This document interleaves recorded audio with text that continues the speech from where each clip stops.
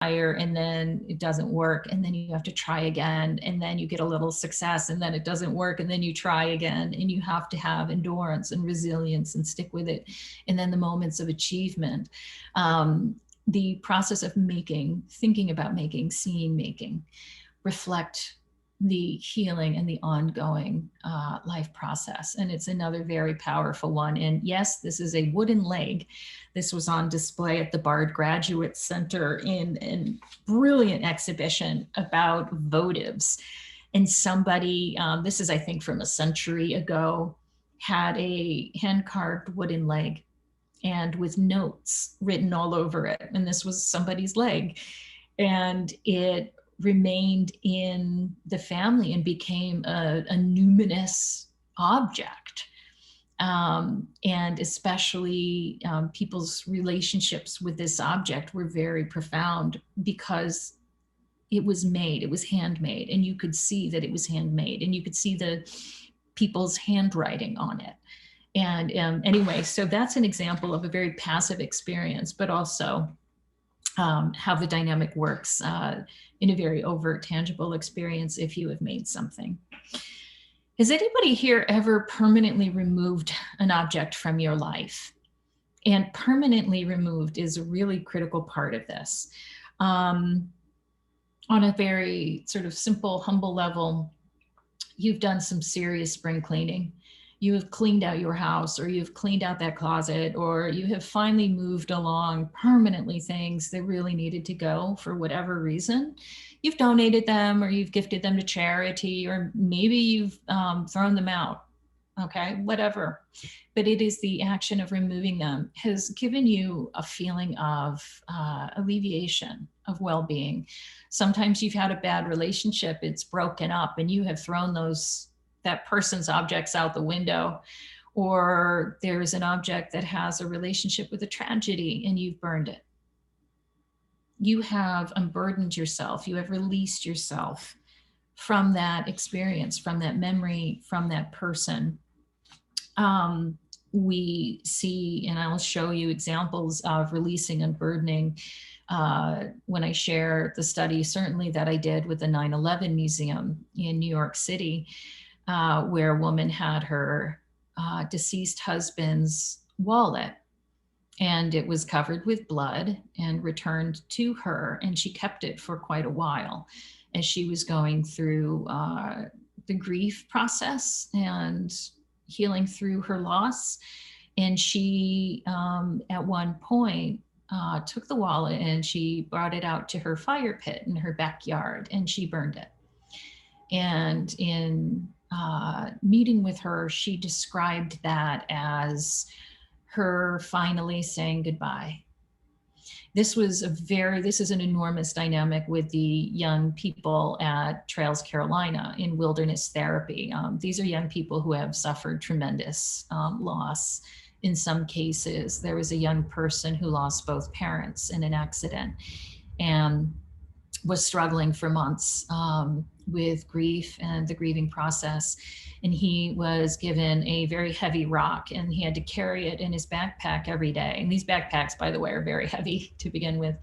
He had to carry the burden rock every single day, and until he was ready through his therapeutic process to say goodbye. And this happens with many young people. Sometimes they will throw the rock off a cliff. Sometimes they'll crush it, they'll burn it. And that's releasing, unburdening. This was one of the first dynamics that I witnessed when years ago when I was at Trails Carolina, and saw something very profound in that. Has anybody here ever contributed something to a larger collection? And in so doing, you feel like you become a part of something larger than just yourself. So you're contributing something to a charity, donating something to a charity. Maybe you are loaning or contributing an object to a museum collection. Maybe you are contributing to a community gift that is given to a newlywed couple. This wonderful dynamic I call synergizing, and we'll be sharing examples in museum settings of how this particular dynamic came to light. But there are things that people do every day and in very large ways, and as a part of museum communities, where the act of donation is absolutely instrumental to feeling and knowing that you are a part of something larger than just yourself, which is another essential piece of human psychology and well-being and healing. Has anybody here ever touched an object? Consciously, unconsciously, and in so doing, there was a calming feeling. We do this all the time, and this question comes up a lot. It's not necessarily about the human hand, okay? It can be any skin receptor. It can be holding something to your cheek, which is another thing you'll see often. You hold the sweater of the grandparent who you lost, right? You hold their sweater to your cheek, right? Any skin receptor in the body touching an object, consciously, unconsciously, where there is a calming effect,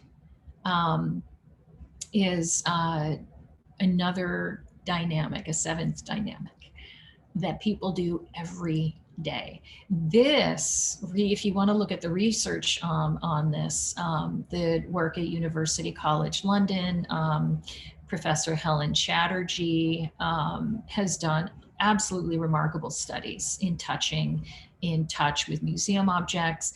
And I gotta say, I had been looking for this object dynamic for years, and I could not gather enough data in the interviews and in the various museums with which I worked, until finally a study I'll share at the museum at FIT, which was all about clothing. Touching came out, and even I'll share the examples with you, but after years, I couldn't say that touching was a part of the, one of the tenets of the theory, because I didn't have the data. And then finally, after 4 years of studies, I got data, and it was an epiphany, because I knew Dr. Chatterjee's work, I knew about the work, and I knew the research was there, but I could not attribute it without data of my own. So this little screen was an epiphany. I can't even tell you. I was like, yes, we're seeing it very specifically without me forcing it to happen. And in this beautiful photograph, this was in Sarajevo, a family visiting the War Childhood Museum. And it's a museum, of course. You're not supposed to touch these objects that are out on open display. And this is the jacket of a young man. It has bullet holes in it from his childhood, which was spent during the war in Bosnia. And this mother and her 2 children, they just touched it. They couldn't care less. And I was kind of off to the side watching this happen, and I just thought I would drop. I could not believe how beautiful this moment was. And as you can see in the photo, their hands are touching each other. All together, their hands are touching the object. And this moment of, oh, I'm getting emotional. This moment of reverence was mind-boggling.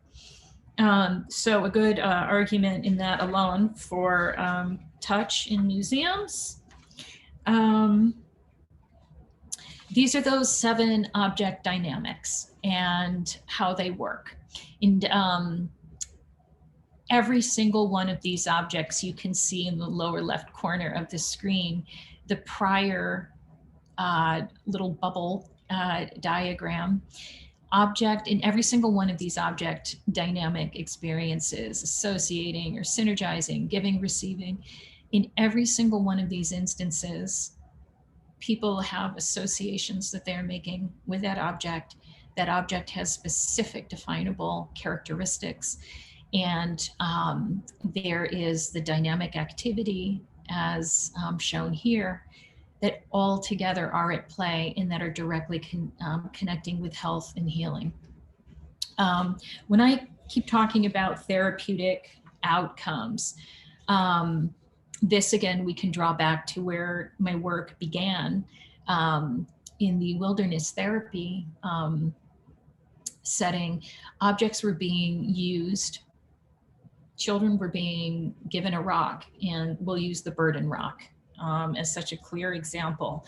The young person is given a rock by the therapist, and the therapist instructs the child to associate his parents. This rock is your parents. And as a part of your therapeutic healing, you're going to carry this until you are ready to say goodbye, whereupon you will then remove that rock from your life forever. Okay? Big, it's very big. The connection, so of course that therapeutic process it has very measurable therapeutic outcomes. Trails Carolina has a very specific curriculum. It has outcomes, it has data whereby that specific type of therapeutic process indeed does support and facilitate the trauma healing process. And in the instance of that young person, there are, and as I explained to you, sometimes in our own lives, we are doing this act of releasing and unburdening, and we're not even thinking about it. And I will also point out to you the hundreds of thousands of objects that pour into the 9/11 Memorial Museum almost every day. So that action, we don't need a therapist. Sometimes we just need a museum. And we can, in our very nature, without even thinking about it, do that. And it's the same thing with wearing a ring or receiving a family heirloom, or all of the examples that I just started sharing with you. Those are all therapeutic processes. And we do them by nature without a therapist instructing us to do so. Some of the outcomes that are resultant, just to explain what I mean by therapeutic outcomes, these dynamic object activities, these actions can be specifically linked with endurance, resilience, self and identity, belonging, community. Personal power is a big one. Family and society, the example I just gave related to trauma healing, and hope is a big one. All of these things are necessary for us to be well psychologically. And there are many more of these therapeutic outcomes, but I just wanted to give you a quick hit of what it is that I mean that occurs when we engage with any of those 7 dynamic actions. And they all can be found in object-based therapy. And they can all be found in museum encounters. They can all be found in people's everyday lives. Okay. And these are some of the things that we are doing when we have encounters with objects in the ways that that I've been able to identify. So let's talk about museums. So the empirical research phase was several years. It was 2016 up through last year. And I set about collecting evidence. I had a great theory, fabulous, but I need data. What does it actually look like in museum settings? Because at the end of the day, I'm a museum professional, and I have this deep belief that museums have an absolutely essential, vital purpose. Otherwise, we wouldn't make them for centuries. Museums are some of the most impractical places on the planet. They are expensive, they are unwieldy, they are very difficult to pay for. They're oftentimes conditioned for objects, not for human beings. And one can wonder, why on earth do we have museums? Why do we do this? And my answer, my premise is because objects, whatever they are, objects are so essential to human beings every single day that we make these places where objects can remain, or they can be given, or they can be received, or they can be a part of a dynamic life of humans, of human individuals, of communities, of cultural societies. Museums are necessary for our mental health and our well-being, and it is because of objects. And I don't mean just, fancy archival collections either. I'm going to show you what I mean. But this all comes down to museums, because if we can see these healthful and healing connections, we can see them in museums, and all of a sudden we have a logic. And I guess I'm kind of big on logic. And as a teacher, I have to be, because I can teach about objects, I can teach about museums, I can say, aren't they wonderful? But I need to really be able to explain that. I need to be able to get down to why, really. And if something does not serve a purpose evolutionarily, then it's pretty hard to get my head around. And so this has really given me an underpinning to my deeply felt belief. And now I believe knowledge that museums serve an essential purpose in human well-being. So I worked with two psychotherapists in data collection at museums that I went to. In many cases as well, I was in museums and working with people where they were a different culture than me, and or even it was done in a different language. So I would also always have a cultural representative with me in one way or another. And this is a note to all of you. If you are working in any way with your constituencies, with your participants, with your staff, with your volunteers, audiences, in doing studies related to objects, please work with mental health professionals. It is, and also make sure that you're working with a cultural representative so that you have a safe environment. But you need those mental health representatives with you, because when somebody starts talking about an object and you start out and you're laughing and you're smiling and the person feels really good, and 10 minutes later they're in sobs, it is very, very sometimes surprisingly, not to me anymore, but sometimes it can be very surprising how all of a sudden somebody, when talking about a seemingly benign object in their life, they slow down and they kind of get lost a little bit, and they start to get emotional, and they will catch themselves and they will say, I don't know why I'm feeling this right now. They're being activated.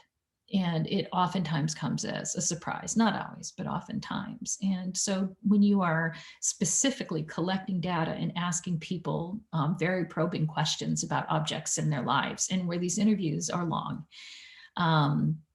and you are really getting down to, but what does this mean, and how does this feel, and so on and so on and so forth, you need to have mental health professionals with you so that they can help make sure that the participant is safe.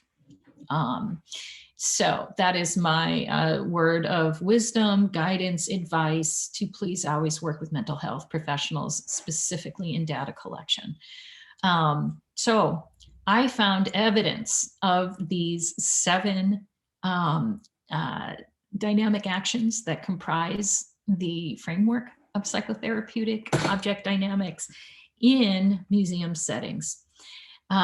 In 2016, I went to the September 11th Memorial and Museum, and my therapist colleagues and I interviewed relatives of victims, first responders, survivors, and all of whom in the interviews were donating objects to the museum collection. And they were doing so, and in all of the interviews, they use the language over and over and over again. I, am releasing myself from my loss. I am unburdening myself of that moment in my life. I needed the museum to respect my husband's crushed wristwatch that was found and retrieved from the scene. I needed them to treat it with reverence and with dignity. And in so giving it, I now feel like I can move on. That it was huge, huge with that institution and several others. Or I need to visit that object. I need to visit it. I just need to know that it's there and that it's always going to be there. And I, in so donating my object, I feel like I am a part of a community. I feel like I'm a part of the museum. I'm a part of the world that understands this moment. One woman said, my identity is braided into this institution. These object experiences, very specific. I'm giving you like the tiniest overview of everything. Very much so, these dynamic actions in the interviews, people were gaining feelings and regaining feelings of personal power. I now have power over what has happened to me in my life. Hope. I can get through this, and I can still love people, and I can still believe in a world that I'm a part of. And I feel safe. The museum, oh, how many times did I hear the museum makes me feel safe? What museum doesn't want to hear that? In 2017, I went to Bosnia-Herzegovina at the utterly remarkable War Childhood Museum. In this case, I did data collection with actually a graduate student and a remarkable young woman who was also a child during the war years in Bosnia. And she came to work with me on data collection and to also serve as a translator and a sort of a cultural ambassador, being that I could not have been more different in so many ways than the people whom I was interviewing. And she also assisted me with the data analysis. So these, the thing to know about the museum is that every single object in its collection, and it was actually just opening at the time that I went and did this study. The entire collection is comprised of objects from people who were children during the war. Every single piece of text of copy in that entire institution is written from a person who was a child during the war. There is no adult voice in that institution in its interpretation whatsoever. And the interviews were remarkable. And again, people were giving this outpouring of personal objects to the museum and experiencing giving and receiving, releasing and unburdening. Synergy, that whole dynamic emerged in this particular study. So many people who had survived that war and now they're adults were talking about how desperately they needed to feel like they were a part of the world and the larger Bosnian community. One woman said, I mean, the quotes are incredible. One woman said, my scream is a small scream. Together with all of these other screams, meaning objects, we are telling the world never to do this to children again. And it was amazing because there's still a lot of trauma that people were working through. People were donating objects because they needed to move on. Some people were donating objects. One said that I've been keeping this for 20 years because I knew that someday there would be a place where it belonged. And here I am. And now I can move on.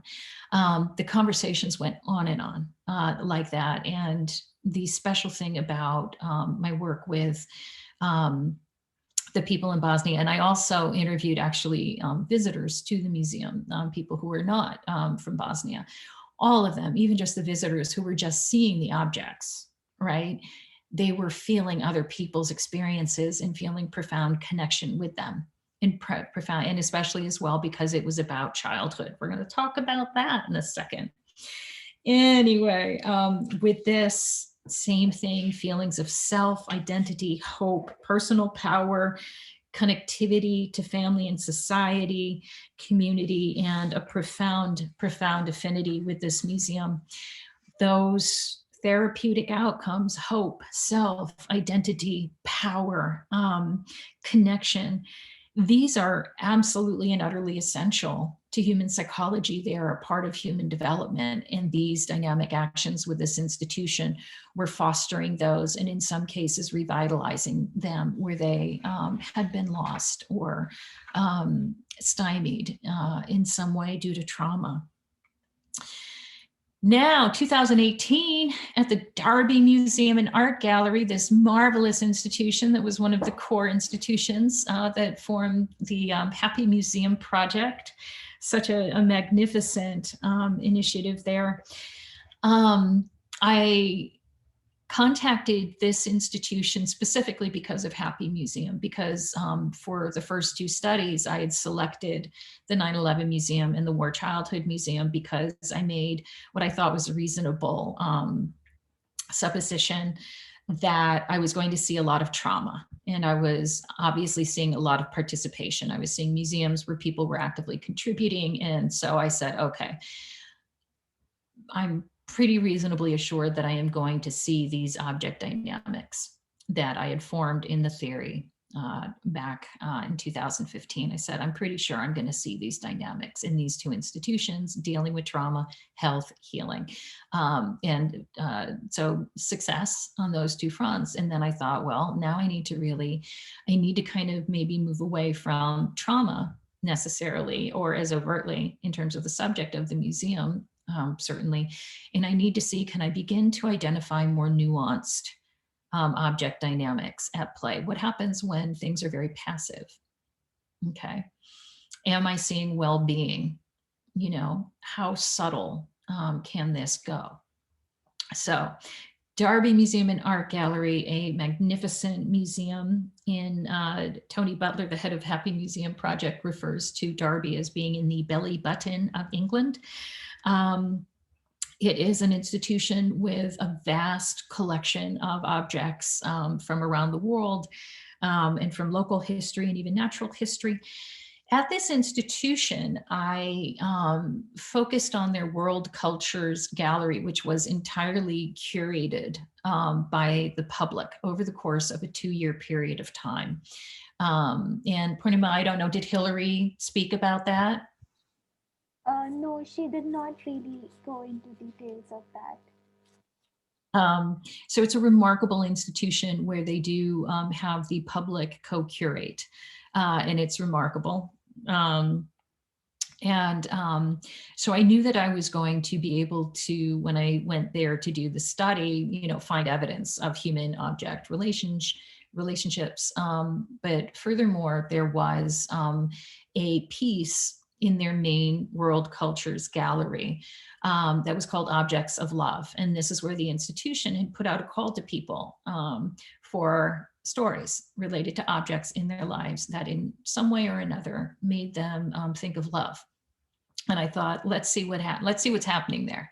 So I went to England and with my therapist colleagues, and we had the same exact format, and to the empirical research, the data collection, interviewed people, and again, giving and receiving, people being able to participate in the museum as a member of the public. But even, and I'm interviewing, as you can see, staff. I interview volunteers. I interview visitors, some of whom are coming from, you know, places far and wide. Sometimes folks who are a part of the immediate community. And I'm getting the exact same information, the reverence, the feeling of giving and being received in terms of sharing the object story. Objects being kept in a safe and associative place. People go to this museum over and over and over and over again because they need to see a particular collection of composition. Of objects or a specific object. Hypnoglyph is a term used by a brilliant researcher, Hugo Critchley, which speaks to what happens when you experience touch with an object and there is a calming effect in the brain. He calls that hypnoglyph. People talked about touch a lot in this institution, and because in the process of co-curating, the public is oftentimes allowed to touch artifacts. It's very daring. It is amazing. But the impact of people being able to touch objects there was overwhelming. And even objects, there is a tiny Syrian oil lamp on display and made by a child. And in the clay, you can see the little child's fingerprints from its making. It's very crude and everybody talked about the Syrian. And let me tell you, there's an oil lamp and it's from Syria and it's thousands of years old, and you can see, and then somebody else, there's an object here. And everybody talked about being able to see its making and how it was numinous. People, and numinous really was that characteristic. So they're not even touching the Syrian oil lamp. They're seeing fingerprints, and people are talking about the making of the oil lamp as if they had made it themselves. And they're talking about its how it seemed almost spiritual. Okay, it's a lump of clay in a case that they couldn't even touch. People were having profound experiences with this object. So that's one example. A lot of that came out of Darby.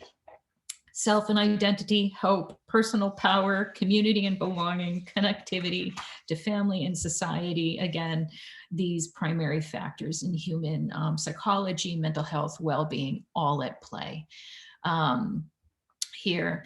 The study in 2018 with the museum at FIT was, I figured I would just go for broke. At my home campus, it is a very, very renowned museum that collects priceless pieces of clothing, haute couture, and fashion design. And they had an exhibition called Fashion Unraveled. In this particular exhibition in 2018 was showing items of clothing that were in the process of being made. And then we were also seeing very elite, one-of-a-kind, priceless items of couture that had been altered by their owners. Imagine altering like a priceless artifact. People have, these objects were on display. And I thought, let me see what's going on here. And they also very thoughtfully had, like Darby Museum had done, they had a digital kiosk where they were asking people to contribute a story about an item of clothing in their life that was meaningful. They got an outpouring. So now in this study, again, I'm interviewing faculty, students, visitors. It's a very highly visited institution internationally. Same thing. Giving and being received, composing, grouping, hypnoglyph, release, unburdening, making in the creative process, all of these things, again, writ large. You can see in some of the images that as a part of the interviews as well, I asked folks if they wanted to bring an object of their own, if they wanted to bring, and almost everybody did. And again, people can't even talk about their objects without touching them. They were very emotional interviews, and there is, I'm sure there are studies that I haven't, even had a moment to get to yet, done by people, by researchers. There is certainly something about clothing. The intimacy. There's actually Ellen Sampson is a woman out of the UK who has done studies in fashion and clothing. And she talks about how clothing almost, how it kind of literally in a way takes on the DNA of its owner through its wearing. And she has done some studies as a part of her dissertation work in what it is about clothing and human beings. This was on full display. This museum is very conventional. You cannot touch something. If you get too close, the little alarm goes off. It is very darkly lit. It is subdued. And I thought, if I can find these object dynamics in this museum, then I'd really have a really interesting addition to the data and the evidence. People could not touch these items of clothing, and they were talking about what it felt like to wear them. People were seeing priceless, rarefied gowns, and talking about, I had something just like that when I was a child, and it was like this, and my mother made it, and I wore it every single day. They're looking at this like, 1970s Oscar de la Renta, whatever. And I'm just sitting there thinking, wow, this is incredible. And they're getting moved, and they're emotional. and the, you know, the data from that and the interviews, again, remarkable. And when all of the analysis came through, self, identity, hope, personal power, connection to family, a feeling of belonging and community. And even in this institution that has none of the participatory aspects as the earlier institutions with whom I worked. But wait, there's more. This dynamic is universal, and I'm just going to share a quick hit of this. This I cover in more detail as well in the book of my work. It does not matter what your age is, your culture, your identity, your ethnicity, your religion, your socio-demographic. It does not matter who you are, but this dynamic that I'm talking about is universal.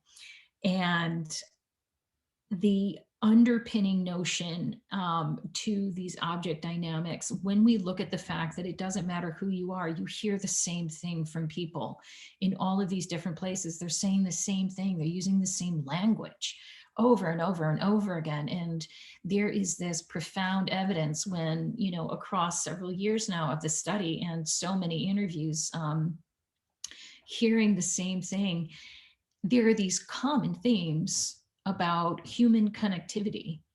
We have such profound universal connection, us, we, people, humans, through objects and through these object dynamic experiences.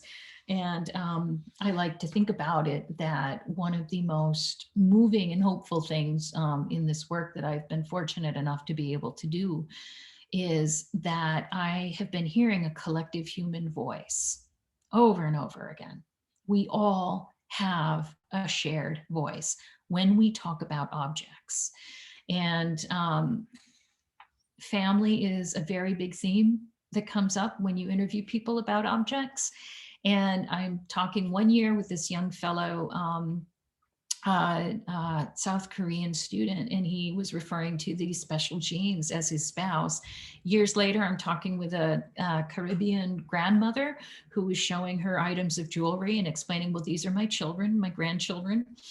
A gentleman who had was a first responder at 9/11 and donated his ash-covered boots, kept referring to them as his twin boys. I thought he had twin boys because he talked so much about his twin boys, and I was confused until I realized he's talking about his boots. A statue belonging to this magnificent refugee from Zimbabwe, Emson kept referring to this little sort of plaque with a lion on it. This was his totem, but it wasn't his totem. He kept referring to it as all of his ancestors. He kept referring to this plaque as his kin. And again, it's like after a while, you kind of learn to listen, I think, correctly to things, but it gets very confusing because these are literally family to a lot of people, preservation of legacy. This one was another mind blower. I'm speaking with a Syrian refugee, this woman who has lost everything.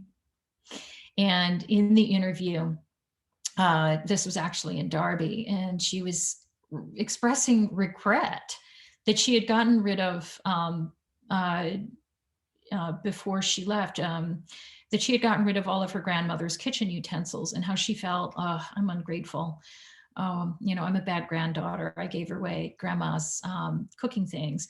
And then years later, I'm speaking to a woman of privilege in the Upper East Side of New York City. And she's saying, you know, I feel so ungrateful. I gave away my grandmother's cooking utensils, and I feel very guilty about it. It's the same language. And you could not have two more different humans, things being alive.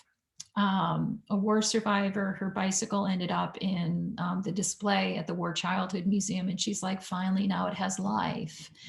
And a child's garment at the museum at FIT, the child's garment was literally alive. It was the child, and it wasn't their garment. It was a completely unassociated item of clothing.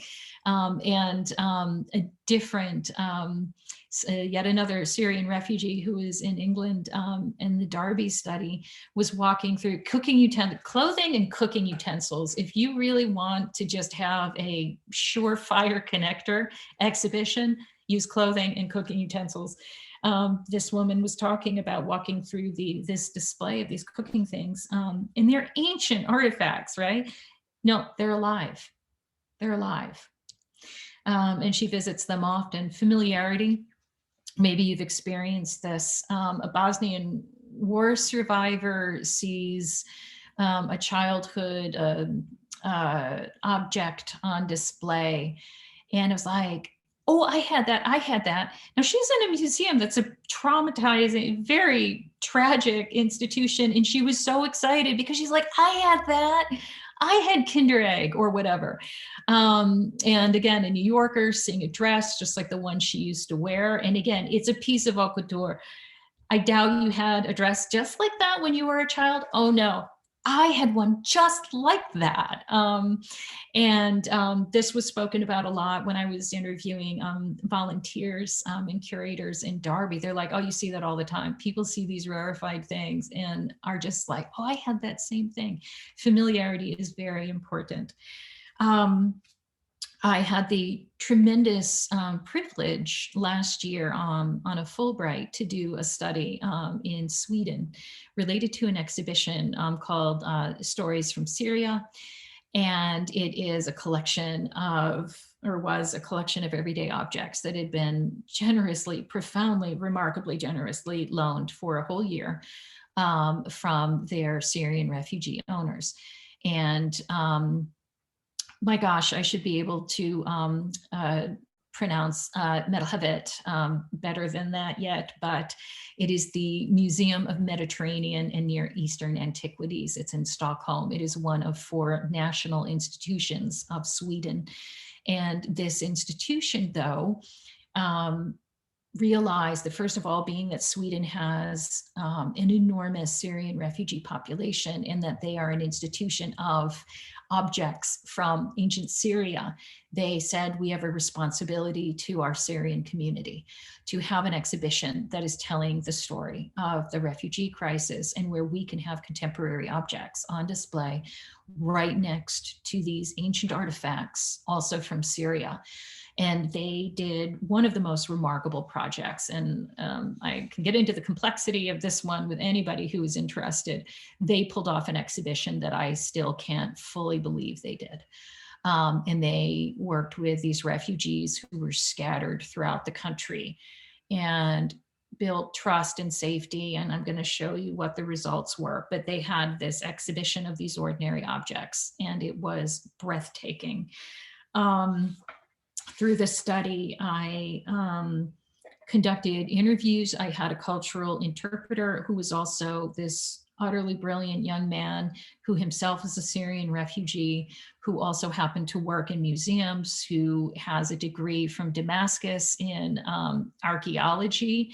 Imagine having a degree in archaeology from the cradle of civilization. It's mind-blowing. So this young man was my interpreter, spoke in 4 languages. We had to speak many languages to conduct the same type of study that I had been doing, and interviewing people who had loaned objects to the museum for this exhibition and identifying the impacts in their relationships. And mostly it involved going cross-country into people's homes and having the same kind of conversations about objects and meanings. And what anybody again who's interested in doing any kind of work like this, make sure again that you have that cultural representative and that you have training in the mental health factors of doing these interviews.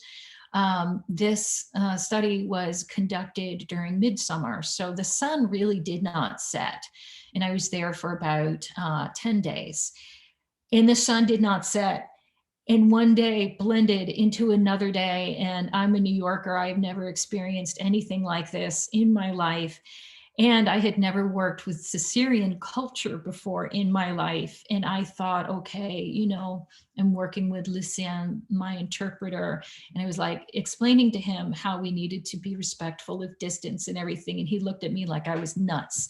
And he laughs, and he big laugh, big hearted man. He's Brenda, you'll see, he kept saying, you'll see. And I said, okay. And I was like, well, just, you know, this is how the, you know, it's a science, what we are performing. You'll see. Lucien has become a very close friend now. Anyway, you go into a Syrian's home, and 2 hours later, you have had the first of what will be several meals. You have all of the children are in your lap, and, you know, and you haven't even gotten to work yet. And it was utterly remarkable. I don't think I slept in 10 days. And of course, you know, and I mean, some of these interviews went on for 10 hours, and you're meeting the entire extended family, and they're all talking about objects. And these are people who have little to nothing. And they are all talking about objects, and they are talking about the museum, and they are talking about the trust, the vulnerability, the fear, and the desperate need to feel like they are a part of this country that they are grateful to and embarrassed by being beholden to. I'll talk about that.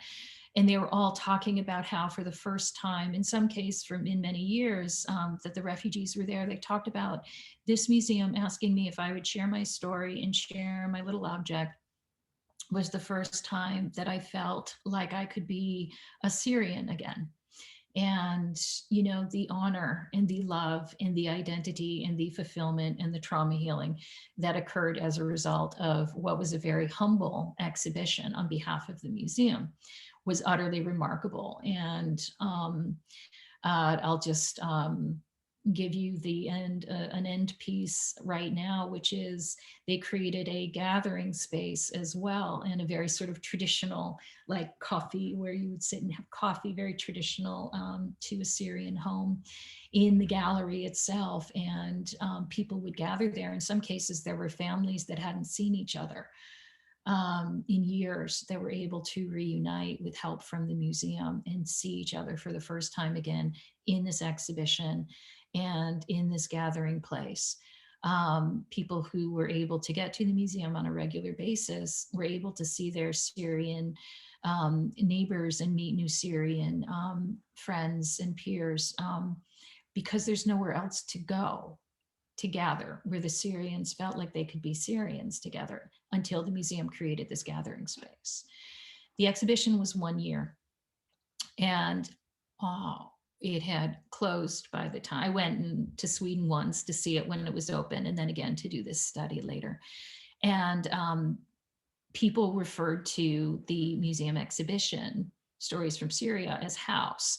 And I'm working with Lucien. I was like, I don't understand. And they keep saying the house. And then I went to my house and I said, but are they the house we're in, Lucien? I need some help understanding. And it actually took several days before I was able to really understand that they were talking about and referring to the museum as their house. And it was their house. They had lost their house in Syria. Their house has been bombed. It's gone. They have no house. But now the museum has given them a house. And it is a house because the objects that are on display in that Stories from Syria exhibition are personal, ordinary, everyday objects. They are the mundane things of everyday life. And so the Syrians, and because you could gather there.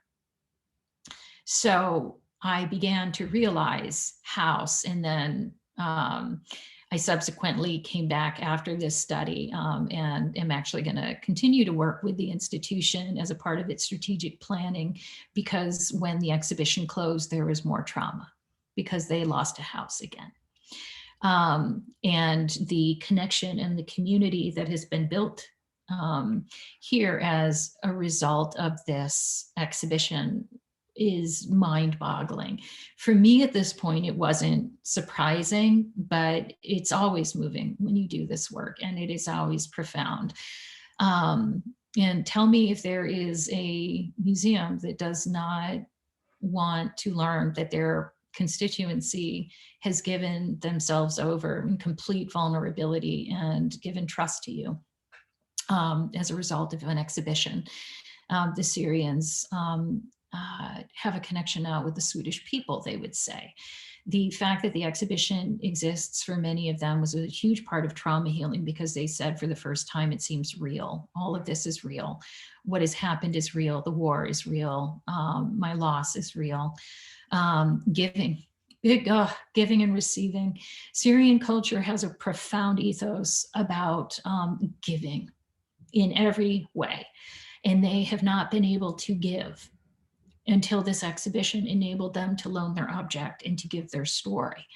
And the profound gratitude that they felt for being able to give back was an enormous part of healing that I was able to witness. Pride, loss, gratitude, and then house, as I described it to you.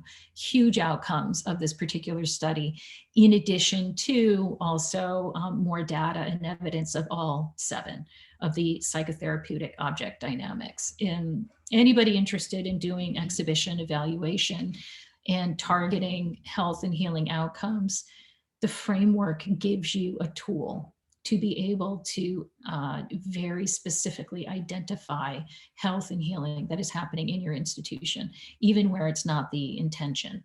In this exhibition, there was an intent for that to happen. They just, subsequent to this Fulbright study, they had no idea how big it was. They had no idea what was on their hands, and are, so amazingly continuing to work with the Syrian community now, because they realize that they have taken on something that they are now going to always be responsible to. And that is a museum of hope, if ever. So some of you have very, very generously provided some object stories of your own, and I want to just share some of them. And unfortunately, I think a couple came in last night while I was sleeping, so you won't see them in the presentation. So apologies for folks who aren't in here. But lovely Dr. Hurley shared a story of this, the McGrath Tomb, that he finds very, very meaningful and very special to him. And I won't read everything out loud, but it has a remarkable history of having survived a lot of damage, war, and changes in the role of the cathedral in which it has been housed for many centuries. He describes the object as a representation of resilience and reconciliation. And I had a brief follow-up email exchange with Dr. Hurley to ask him more about the object. And he said that he visits it for the past few years, 2 to 3 times a month. COVID has had an impact on that, obviously. But he described how professionally he's doing research work with this tomb that is very meaningful in so many ways. And he says that it's particularly remarkable to him because it has managed to survive so much upheaval, and that this element of its story and its existence fascinates him. And he says that now, as a part of the cathedral's permanent life, he says that it's very important to him that the tomb remains intact, and that it remains in situ, and that it remains unharmed. And he said that in so being, it is a representation of resilience and reconciliation, which, by the way, are instrumental to human health and well-being. And his example was another classic example of associating. Even as you can see, the minute he wrote that he visits it 2 to 3 times a month. This is not his personal object, and nevertheless, it is incredibly important to him in ways, subtle or otherwise. And the fact that he has made it a significant part of his own professional work. It has taken on many, I think, if I were to guess, layers of meaning. And I'll point out, the items that I'm sharing with you, I mean, these are just email exchanges. It would be fascinating to actually interview any of you, because I'm sure there's a lot there, a lot more there that I couldn't even pluck out of an email, but perhaps a takeaway for all of you is that when you start to hear language in this frame of thinking over and over and over again, you can read a quick email and you're like, there it is. I visit it 2 to 3 times a month. Reconciliation, resilience, it's right there. It's right there. A lovely graduate student shared an object, which is a zine that they made as a part of an art project in their graduate studies, and was talking about how the zine was serving an analytical function, a project about deconstructing meaning in another piece of artwork. And that the creation of the zine was a way to really analyze the meaning, the symbology, the intent of the particular sculpture. And when I followed up with a graduate student to ask, well, what was it like making the zine? Making the zine made me feel like an investigative reporter researching an object. How exploring, analyzing the layers of the object was meaningful, reflecting back the interaction that took place between the people who were represented within the original piece of artwork. And then very, very specifically, I love the fact that I could add my own feelings and interpretations in the zine. The process of making the zine felt good. And that is making. And again, I'm sure there is a lot more. If I were to conduct an interview here, I would be willing to bet that there would be a lot of discussion about tactility, about decision making, and even about being in the moment of making, and so on. I'm certain that there's quite a lot there, but even at its most simple, the action of making and the fact that this was the object that was chosen, in that it was specifically an object that was made, that was meaningful. What a lovely story this one is. Dr. Jory, a public health specialist who submitted a collection of objects. Dr. Jory, through her work, travels, as she describes in her email, and how through her work in medical health, picks up an object from all of her travels to add to a collection, and how much looking at that collection revives memories.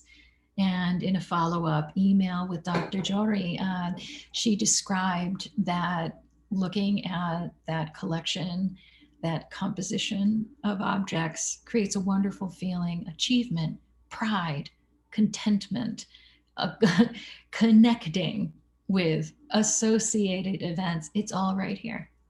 It's all right there. And we have this really beautiful example of composing. There's one more. This one is another very, very beautiful story of one of our colleagues who was recently gifted a pair of baby bangles that had been worn by her as a baby. And she writes that at the age of 27, she got to hold them for the first time. And they were gifted by her mother. And she goes on to share her story about the powerful emotions that washed over her, and such that, she couldn't even understand why she was crying, and wondered, is it the fact that there was a note attached, written by her mom, with the bangles, and also the marvel at how tiny they were, and elements of their materiality. There's an association that is traumatic that she has with the bangles, and is certainly a very powerful experience to have in relationship with an object.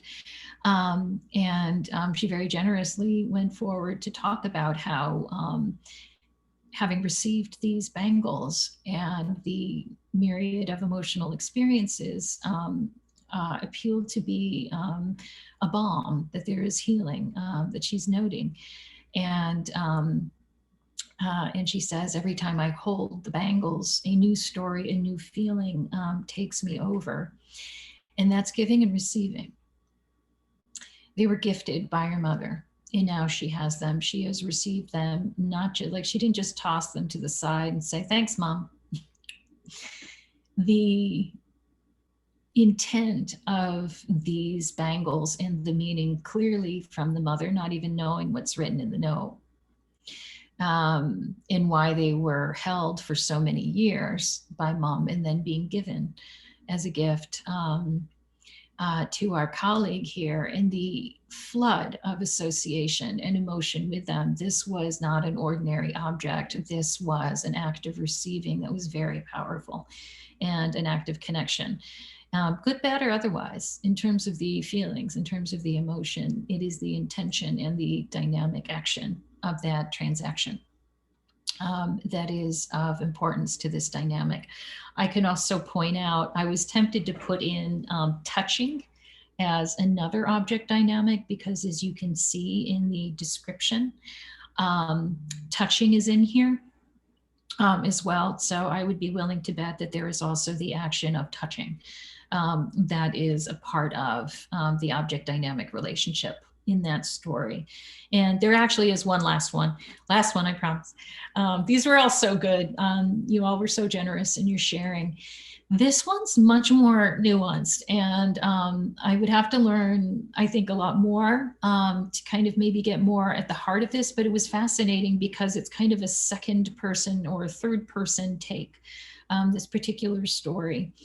And our colleague here had gone on a tour of the collection of an art dealer.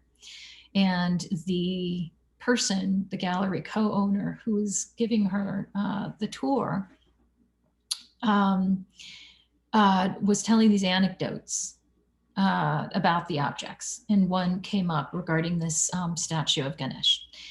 And you can see in the quote, the story that was shared by the gallery co-owner tour guide spoke about an Indian cleaning lady who comes around to do the cleaning. And often I find her speaking to the pieces that we have on display. And as the maid slowly cleans around them with a calm demeanor. And every time we sell a piece, the maid inevitably becomes sad. And this story is also remarkable. Our colleague goes on to describe that, you know, there are so many emotions brought out in this particular encounter, and a lot of which had to do with what was described to be feelings of kind of like offhand anecdotes that were maybe not as thoughtful as one would hope. And that there were a lot of you know, negative feelings associated with these very powerful objects, and you know, anecdotes that weren't maybe quite as reverent as our colleague would have liked them to be or would have felt comfortable with, but nevertheless, the takeaway that can be immediately seen for the purposes of our sharing right now is that maid calmly cleaning around these objects. And we have in that one little piece alone, an example of touching. And I just thought, and I'm sure that if we were to unpack and learn even more about this, our colleagues' firsthand experience, there's probably quite a bit there. But I thought it was interesting that even in like a third person, you know, account, we could see just a specific comment that talks about the relationship between touch and calm. And that's hypnoglyph right there. That is the end of what I have to share. I hope that you are not utterly exhausted, but I am so eager to hear. And I don't have the chat column in front of me, but I'll reach out to you, Purnima, for any guidance and facilitation. Absolutely. Thank you, Brenda. Thank you so much. I'm just so moved by this very powerful experience that we had with you through your experiences and learning. It's absolutely beautiful. Also, a call for responsibility from our end as museum professionals. What intent and dignity do we bring to our work and how we receive as professionals? I think it's a beautiful reminder for us. Brenda, would you like a short break to just get some water, or is it all right? Would you like to continue?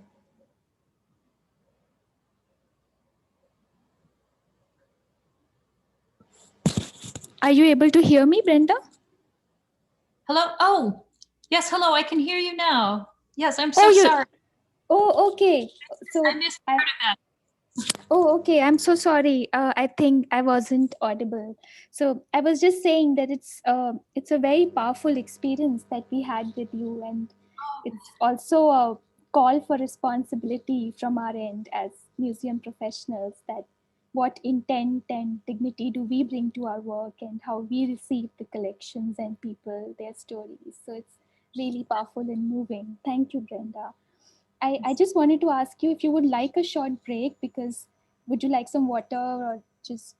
Oh, I'm fine, actually. Okay, Thank you. And I'm okay, looking great. at the time and I realized I've kept you Right. so, No, so, it's our game. So you don't have to say that at all. I think there are a few questions that I made a note of, which had come up during your talk. One of the directions was, what would be your opinion on repatriation when we talk about objects and look at it this way, and it makes it all the more powerful and meaningful. And what is anything that you came across, any experiences? I was giving a conference presentation on this just last month, and repatriation came up as well. It would be fascinating to do a study as a part of a process of repatriation. And I don't have much to lend on that because I have not done a study specifically. I can't speak to specific data. I would be Right. absolutely willing to bet that if done thoughtfully and frankly, if done with mental health support, with mental health professionals, um, in a very prescribed way, I'm very willing to believe that we would see profound instances of trauma healing, of health, of well-being, all of this. I would well imagine. Right, right, right. Thank you. There was another question about the Syrian gathering place in the museum that you had mentioned. And did this come up organically, or the museum had already thought of creating a space like this? And that... They knew, oh yeah, it was decisive. Mm. And the study is remarkable. It's actually in the website that I have for the theory, and I think everybody has access to that. Right. It include the report document, which has all of Yeah. this, but it was one of the goals of the exhibition. Right. So beginning, their Okay. intent was to create a gathering space. Okay. So I'll just also share the link with people for just in case they couldn't find it. Um, that's wonderful. Also, this made... okay, so Sanchita says this made her fall in love with objects all over again. Okay, that's wonderful, Sanchita. There's a question about... sorry. I can't see. Is that Sanchita Tucker? I think it is, yes, because it was amazing hearing and seeing you again. She is my beautiful, beautiful former student. Oh, I'm so happy you're here. Okay, that's great. Great to hear from you, Sanchita. And there's another question about cultural representatives or mediators who you might work with during your research. And what exactly is their role, if you could sort of expand on that? I think that, and this is something that I know, I think in general as a museum professional, when doing any kind of work with a cultural group, if you are not a part of that cultural group, if the history is very different than your own, if you're creating an exhibition or doing programming with others, it is very important to recognize the need for inclusivity and respect. I think in general, especially when you are doing work that is very personal and very sensitive and very individual, So from, from the position of ethos, I think it's very important to see to it that you are, I think, in my opinion, showing respect by having a colleague with you or working with others who are a part of the cultural community or the community whose experience is very different than your own when you were doing this sort. And then also mannerisms, showing respect. Oh my goodness. I know through my museum work, it is so easy to make a major whoopsie. It's just far too easy, and it's basic stuff. And that's the example, maybe in a way, that I gave when I was working with Lucian about to go and visit all of these beloved Syrian friends, and me telling him we need to be very formal in the scientific process and la la la la la, and he was just laughing. He's like, honey, my New Yorker interpretation is Lucian was saying, honey, you don't know what you're talking about. You've never met a Syrian. And we would go into the home, and he would find the sofa and settle in because he knew that we would be there a long time. But in seriousness, you need to show respect. You need to be very well informed. I could not go to Bosnia and speak with people who had survived a war as children. First of all, I mean, I needed a translator, even though folks all spoke English. I knew that there would be a lot that would get missed in translation.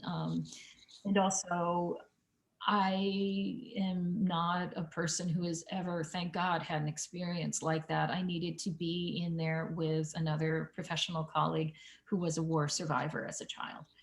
And that made the difference that made, I can't even tell you. It's nothing, it's a show of respect. Right. And that is critical. You must show respect in that way, tangibly. That makes sense. Anyone else has any questions? You could type or even feel free to ask.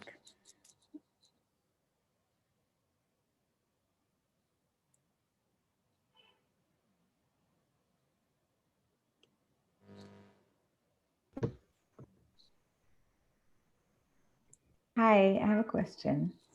Yeah, please go ahead. I'm wondering if you've had any experiences with reactions to objects that we find in museums that are not from our lifetimes, but are from, that are ancient, for example, that kind of have disturbed someone in the way they've arrived at the museum or to see it in that museum. And I'm wondering if we're thinking about using objects to heal, what happens when an object is the reason for, like seeing that object in that space is the reason for disturbance or trauma. Yeah, absolutely. It comes up a lot. It came up a lot at Darby Museum and Art Gallery because of their collections. And also folks not even really knowing the full provenance of some of their objects, and the openness, the absolute openness to talk with anybody in the public, anybody anywhere about the objects, where they came from and the tragedies around them. It's an ongoing work of the institution to make everything visible and transparent. I think that doing work of that sort, making these kinds of situations related to objects, I think from a professional and a collections and a world culture perspective, making those stories as important to the object and its interpretation as, its sort of other material culture descriptors is absolutely important. And also making it a dialogue. These are open-ended conversations and dialogues as well. In terms of the health and healing, the thing that is really fascinating is that, and this would be another whole subject of a study. What a fascinating study this would be. Oh, now I want to do it. To actually see what it is that people are connecting with most. because it's it is our trauma, or it is our story, it is our association, it is our relationship with the object that is the instrumental part of this healthful and healing experience, not that of the object, if you follow. So like I was using in the very different example of the museum at FIT, people are looking at these priceless fashions, you know, and saying, oh, that's just like mine, right? In a way, you know, that connection is what the person is bringing to the object. And in this case, in a very kind of, you know, more pleasant context, I would imagine that there's, you know, obviously more complexity involved with folks who are looking at and learning about objects that have profound histories to present day, tragic associations, but ultimately in terms of any of the kind of healthful outcomes, it would be about what the person associates with the object, and not so much what the object is representing to the person. Does that help? Does that make sense? But there'd be a lot in there to unpack. What a glorious, think of what we could learn. Think of what we could learn. Wouldn't that be, yeah, someday.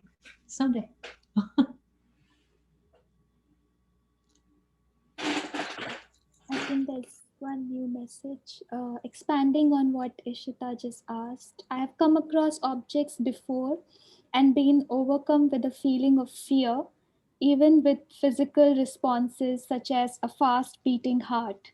Is this the opposite of an object having a healing effect? Or perhaps this fear itself could be healing in the long term? I couldn't say. It would, you know, not knowing you or your relationship. And also, I mean, that is absolutely one for a mental health professional, which I am not. It's fascinating, these kinds of responses that people have with objects that are a part of a healing process. I saw a lot of fear. I saw a lot, I mean, every possible emotion. I saw anger, I saw such sadness, and I saw such joy, and, you know, fears affiliated with absolutely every possible emotion. These things are all a part of an individual's experience, encounter, and process. But what that fear response could mean for you, I don't know. The question that I would ask myself would be about my associations with the object. What is it that it is meaning to me? What am I associating with it? And I would imagine that our colleagues in the mental health profession would most certainly see some kind of a process underway in that regard. Anyone else has any questions?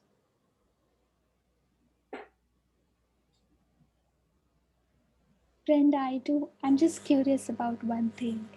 Where in your framework and dynamics would you place collectors versus hoarders, you know, like excess consumerism? Where do they come into this? Let me ask you to be more descriptive about collectors. So say private collectors, people collecting art or, you know, antiquities, versus people just going on a buying spree, you know, and how do we place them in these dynamics? There's always a psychology. There's always a reason. There's always something going on. I think, you know, and also is a buying spree always just a buying spree? I would suggest not. I think people shop, people collect, people consume in a seemingly capricious fashion, I would guess, for many reasons. You know, I would imagine. Collectors, it's really fascinating. A personal anecdote, my husband's a collector. Ooh. I do not. I'm not. I actually have very few objects in my life that I can honestly say I would be utterly devastated to lose. There's probably like two things in my entire life I would be really devastated to lose, but I'm not a collector. And my husband, it's fascinating because he collects things, and they're mostly nostalgia related things and things from his childhood, but that still they're very much so related to things that he very, very carefully and decisively adds to his collection. And I have never really fully understood that dynamic. And I live with a guy for 30 years. I still don't fully understand the mind of a collector. It's just very foreign to me. But what I do know that it is an instrumental part of his well-being. I would imagine, and I think that collecting for a lot of people, it is some kind of a healthful process and a problem solving and a connecting and a way of staying well. And it comes down to associations. We can't really generalize, is maybe an important takeaway for everybody here. You can't say that everybody who touches an object has the same kind of thing going on, or everybody who unburdens themselves of an object. It's all about the personal associations. And it's in a way less about the object dynamic than it is the meaning of the object to you, combined with what you are doing with that object, combined with its characteristic. Is the importance of the collection that it is a repository of deep personal memories, as it is in the case of my husband. That collection needs to be together. If those objects are divorced from each other, then things are not well. They are repositories of memory. They bore witness to milestones in his childhood that are very important to him. It is important that that collection is there and that he continue to cultivate it. That is a part of well-being, a well-being action and dynamic for him. Art collector, why do they collect? What are the associations? Is there an evocative characteristic to the objects that is very meaningful to the individual person? What are the associations? Is it, personal in some way? Is it a love of another culture? Is it a love of another period of time? Is it a memory of a personal life experience or person or place? All of those things become really the primary factors, kind of more so than you can't really kind of like divorce the dynamic action out from those other things. Thank you. Thanks, Brenda.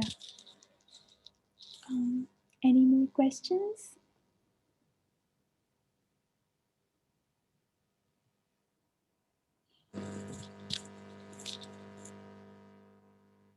Okay, Shan has a message for you that this has been a very emotional talk for her, even moving her to tears in some parts, and has made her realize so many things about her role as a museum professional and in her personal life.